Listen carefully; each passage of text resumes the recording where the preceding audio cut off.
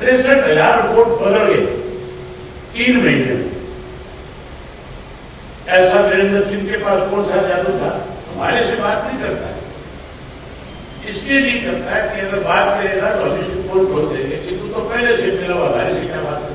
भूपेंद्र सिंह हुड्डा अपना वोट खाने छोड़ करके आया, कभी मेरे हत्या नहीं चढ़ा, जिस दिन मंच पे मिल गया कहीं टेलीविजन वालों के सामने, ऐसी हालत कर दूंगा कि खड़ा होकर के मुझे जा सके।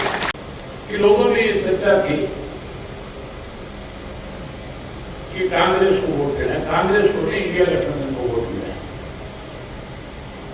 भूपेंद्र सिंह हुड्डा का मिलने का उदाहरण और आपको बिल्कुल तरोताजा देता हूं। आप खुल करके इस बात को लोगों के बीच में कह सकते हैं। अभी राज्यसभा का चुनाव होना है कि नहीं होना है? ये हमारे खिलाफ प्रचार करते हैं कि हमने भाजपा के पक्ष में वोट किया। जब ये सुभाष चंद्र चुनाव लड़ रहा, हमारे पास 21 वोट थे, कांग्रेस के पास 15 वोट थे।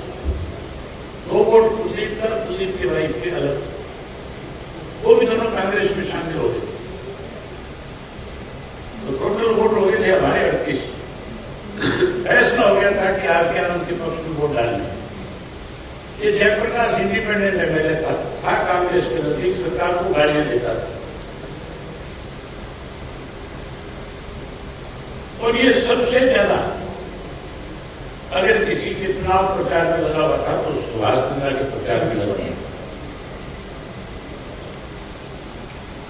उसका प्रचार करता था, पेन की सही बदलने वाला ये था। किरण चौधरी कल ही टेलीविजन पे बोल रही थी, नहीं बोल रही थी, कह रही थी ना लगे इसने पेन की सही बदली। अब इसलिए बोल रही है, उसको इसलिए नहीं बोल रही थी, कांग्रेस में थी तो बोलती थी कि अपनी पार्टी की फोड़ खुल जाती। लेकिन सच्चाई कभी ना कभी जबान पे आएगी। इसने पेन की सही बदली, 15 वोट सही बदल करके कैंसिल कराए और सुभाष चंद्र को जिता दिया। भूपेंद्र सिंह हुड्डा अपना वोट खाने छोड़ करके आया, कभी मेरे हत्या नहीं चढ़ा, जिस दिन मंच पे मिल गया कहीं टेलीविजन वालों के सामने, ऐसी हालत कर दूंगा कि खड़ा होकर के मुझे जा सके। विधानसभा का सेशन आएगा और उस विधानसभा के सेशन के अंदर मुझे जब बोलने का मौका मिलेगा, चिंता ना करो, ऐसे कपड़े उतारूंगा इनकी अपनी बात, लोग देखेंगे। ये तो हमारे ऊपर आरोप लगाते हैं कि 24 घंटे भाजपा को मजबूत करने के लिए लगे हुए। अभी राज्यसभा का चुनाव आना है, हुड्डा का बयान आया था कि राज्यसभा का चुनाव नहीं लड़ेंगे। 16 एमएलए हो रहा, वो इकट्ठे होकर के आ जाए, हम समर्थन कर देंगे। उससे पूछने वाला हो कि अविश्वास प्रस्ताव कौन ले आया था सरकार के खिलाफ? हुड्डा लेकर के आया था कि क्या है? अविश्वास प्रस्ताव का मतलब होता है कि सरकार को गिराना। जब सरकार गिर नहीं रही थी तो अविश्वास प्रस्ताव क्यों आया?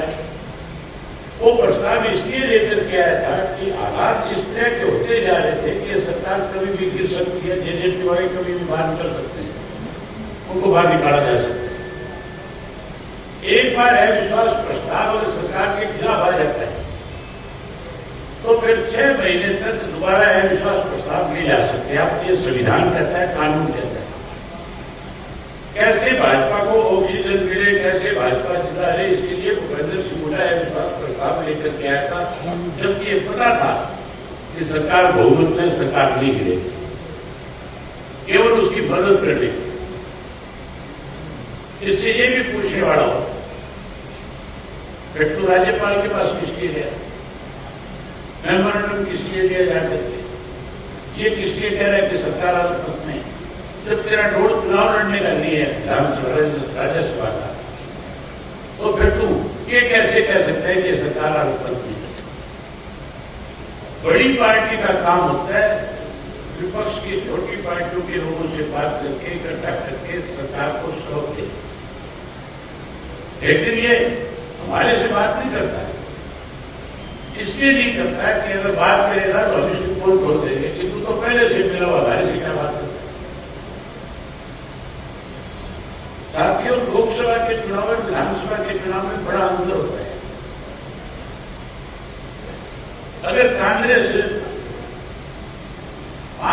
जीतने के बाद अपने आप को ये कहे या लोगों में ये गलतफहमी पैदा करे कि कांग्रेस की ताकत तो बढ़ती जा रही है, ये बहुत बड़ी गलतफहमी है। मुझे आप एक चीज बताओ, इस पार्टी का ग्राफ बढ़ता है, उसमें नए लोग शामिल होते हैं, उस पार्टी के सीनियर नेता छोड़ करके जाते हैं। शामिल होते हैं नहीं होते? इनकी पार्टी में शामिल होने के बजाय इनके नेता छोड़ करके भाग रहे हैं।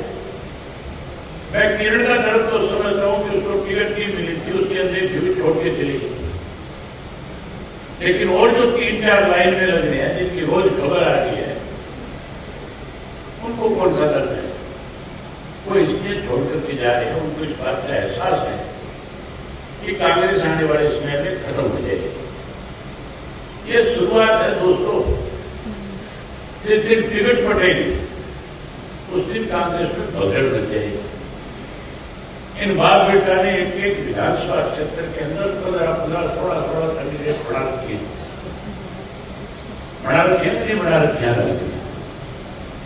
तो फिर टिकट एक को मिलेगी, बाकी कहा जाएंगे, बाकी टांग खींच देंगे नहीं खींच देंगे।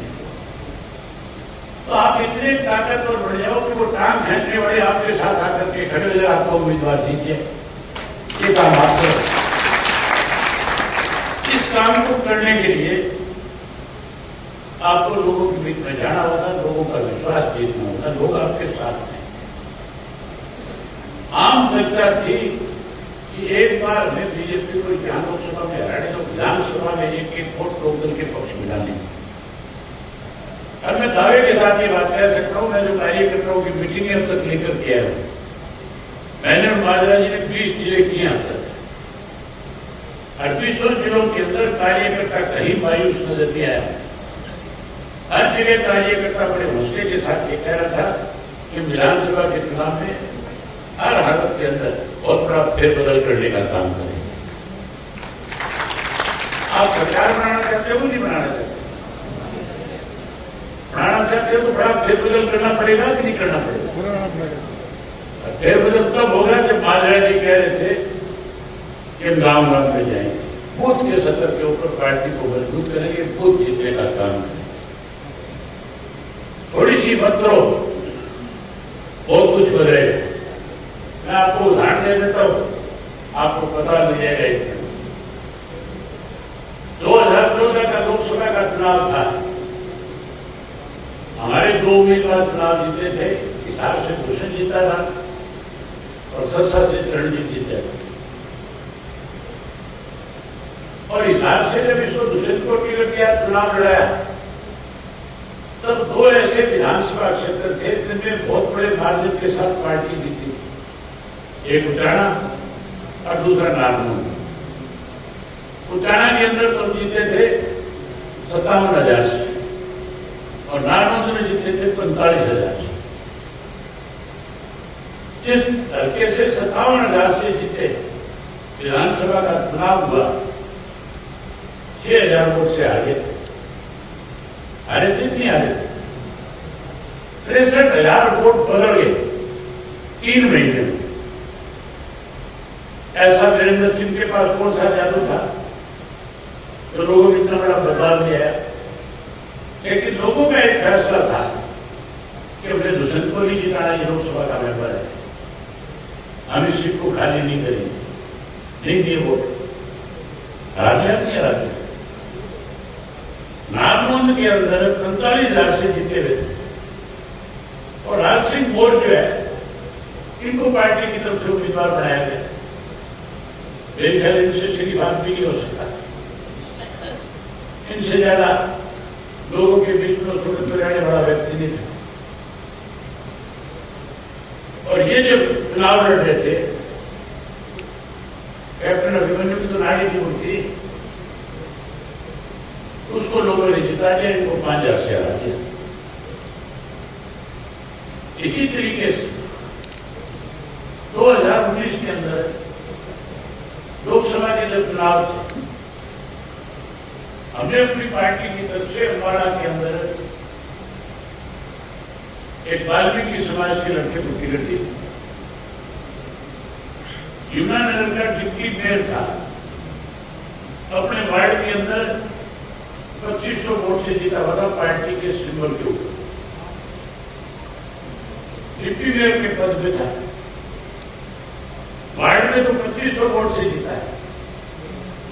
लोकसभा का चुनाव लड़ा, टिकट थी, सबने प्रयास किया, उसके बावजूद वोट मिले सारे विधानसभा क्षेत्र के अंदर 1700। कहां 2500 जीता, कहां 1700, टोटल विधानसभा क्षेत्र में वोट मिले यूनानगढ़। 3 महीने के बाद विधानसभा का चुनाव आया। सब ये कह रहे थे कि अब की बार तो कोई वोट देगा ही नहीं। दिलबाग सिंह को टिकट थी, 62,000 वोट दिए, आखिरी राउंड तक आगे था, जबरदस्ती चुनाव हराया गया था क्योंकि भाजपा की सरकार बन गई। कितना बड़ा फेरबदल हुआ। मैं बड़े दावे के साथ ये कह सकता हूं कि हर जिले में बहुत बड़ा बदलाव है। हमने बात की 5 सीटें, 5 की 5 में से कोई नहीं हरा सकता। कुरुक्षेत्र कैथल की 2 सीटें हैं, 7 सीटें हर आदमी जीत कर कहेंगे, कोई भी नहीं। 2 में बड़े मुकाबले में 7 पक्की जीते, कोई नहीं हराएगा। अम्बाड़ा के अंदर यमुनानगर जिले आज की तारीख में 3 सीट पे खड़े हैं, 3 हम जीतेंगे, 1 फिर मुकाबले करेंगे। मैं औरों की तरह सरकारें वालों में नहीं हूं, तो सही है, हकीकत है, जहां जैसा नजर आ रहा है मैं उस तरह की बात करता हूं। इस हाल के अंदर 6 सीटें हैं, 3 हैं, 7 है, 7 में से 4 पक्की जीतेंगे, कोई नहीं हराएगा। लेकिन जीतेंगे तब जब तुम मेहनत कर जाओ। तुम्हें जिताने वाले अपने आप आ जाएंगे, तुम थोड़ी सी मेहनत करो, लाइन लग जाएगी तुम्हारे पास वोट देने वालों। हालात बदलेंगे हर हालत में। पिछली बार जब चुनाव हुआ था, इन जेजेपी वालों के पास कैंडिडेट नहीं थे ना, 10 जीत गए, 10 जीते। 7 ऐसे आए थे इनके पास चल करके, इनके पास उम्मीदवार नहीं था, ये 1000 वोट से जीत करके आए। अब की बार बताती तो तुम होगी कि नहीं होगी, क्या है कि हम इसमें के समीकरण बढ़ा देंगे। मेरे से पहले महाराज जी आपको खुल करके बता रहे थे कि हम बहुत सारे ऐसे संगठनों को अपने साथ जोड़ देंगे, जिससे आम चर्चा होगी कि आने वाला समय इंडियन नेशनल पीपल्स पार्टी का संगठनों में छोटे छोटे राजनीतिक दल जितने भी हैं उन सबको साथ लेकर के चलेंगे। हमने महाराज जी की ड्यूटी लगा दी। कल के बाद हरियाणा प्रदेश के अंदर हर राजनीतिक दल जो है, चाहे वो कम्युनिस्ट पार्टी है, चाहे वो राष्ट्रीय कांग्रेस पार्टी है, जो और दूसरी पार्टियां हैं, उन सबके नेताओं से बात की। इंडिया गठबंधन केवल और केवल साथियों लोकसभा के चुनाव तक था। अब कांग्रेस वालों को साथ पहले हम किसी को साथ लेकर नहीं लड़ेंगे। इनकी नीयतों में पहले दिन से वोट दी। अगर 10 जीतना चाहते, सरकार बनाना चाहते, तो फिर नीतीश कुमार को बाहर नहीं करते, तो सहयोगी बना सरकार बन जाए। ये तो खुद नहीं चाहते थे सरकार में, अब रोकते हैं, अब कहते हैं बड़ी गलती होगी। लेकिन 5 साल हो जाओ, कौन रोकता है? हम जितने भी लोग इस तरह के हैं जो इस इंडिया गठबंधन में थे, हम उन सबसे बात करेंगे, सबको अपने साथ जोड़ेंगे, सबका एक बड़ा संगठन बना करके, अलग से गठबंधन बना करके हरियाणा प्रदेश के अंदर नए सिरे से तीसरा मोर्चा बना करके चुनाव की तैयारी में लगेंगे, चुनाव जीतेंगे।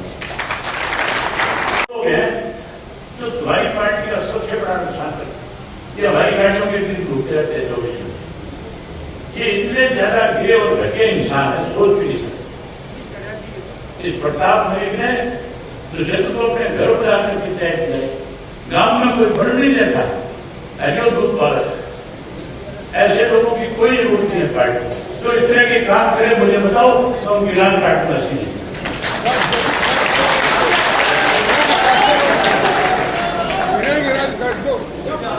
बना देता चाहता बड़ा नहीं बोलती मैं किसी की मदद। आप खड़े मुझे पता है बेईमान है, निकम्मा है, इसको मैं घर से निकाल उसको भी दरवाजा नहीं छोड़ता।